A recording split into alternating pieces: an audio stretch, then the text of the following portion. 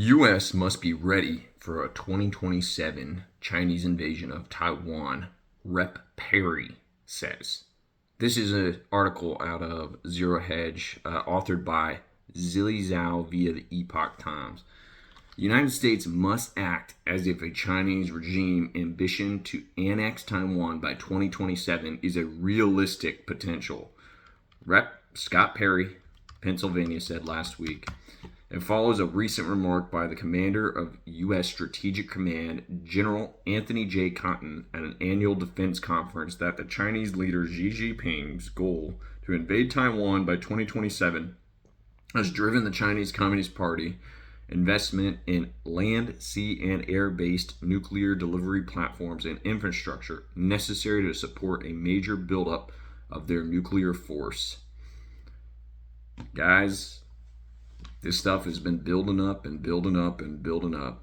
They've been saying for a long time now that they're going to invade Taiwan. They're going to take it.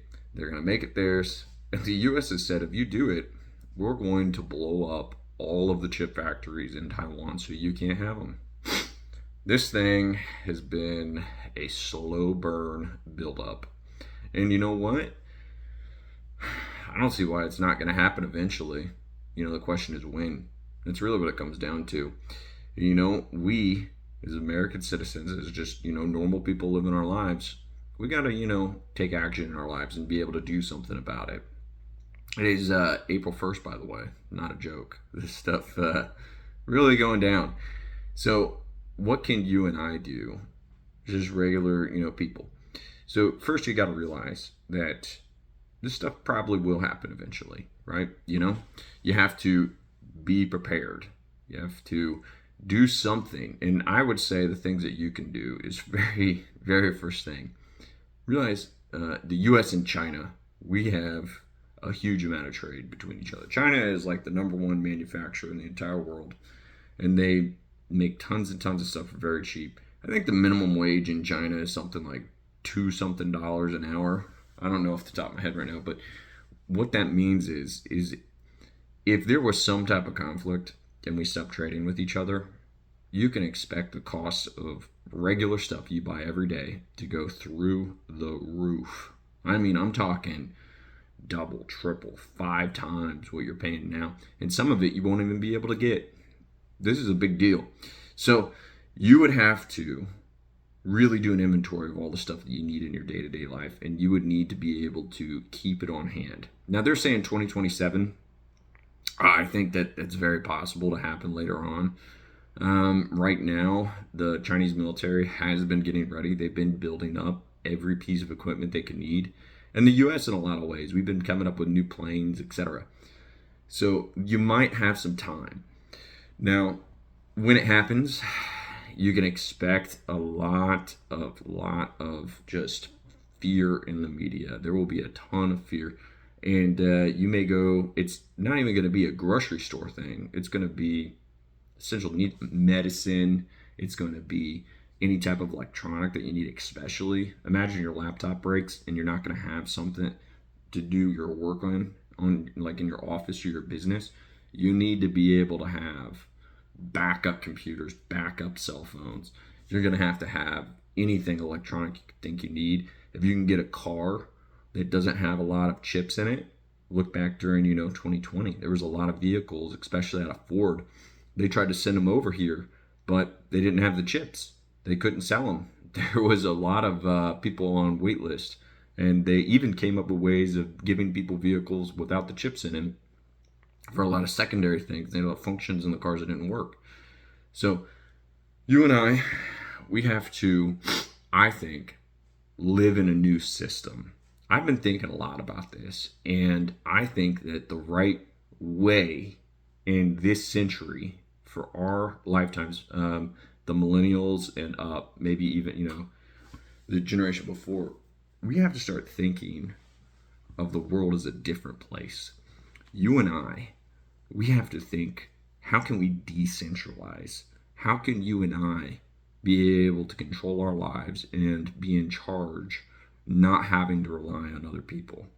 Now, I'm not talking about living in a cave or in a bunker, doing what people call like crazy prepper stuff.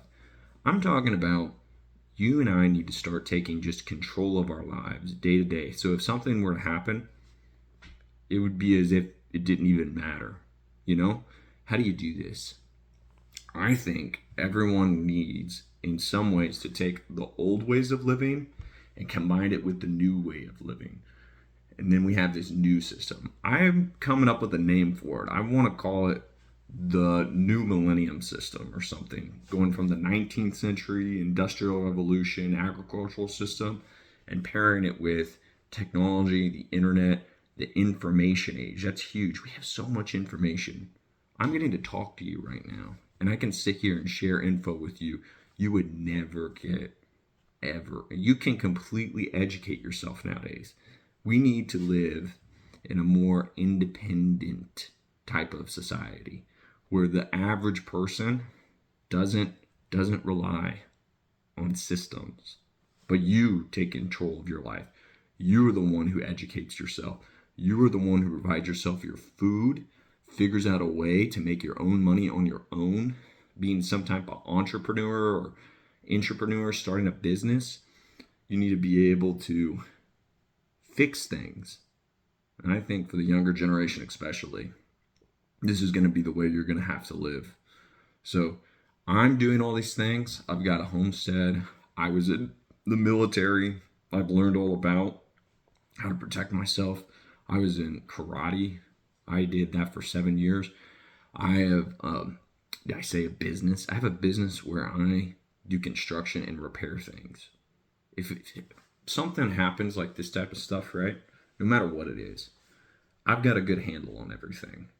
And I think that we need a mass movement of people going over to living this type of life. I'm not saying everybody. I'm not saying that every single person in the whole United States needs to stop going to college and not be a doctor, not be a lawyer, not be some type of, engineer, etc. But what I'm saying is we have nobody learning trades, especially young people.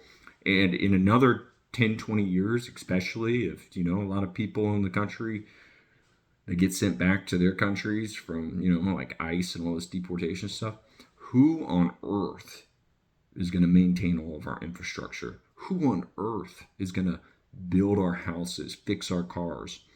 There's going to be so much money to be made. And you know what?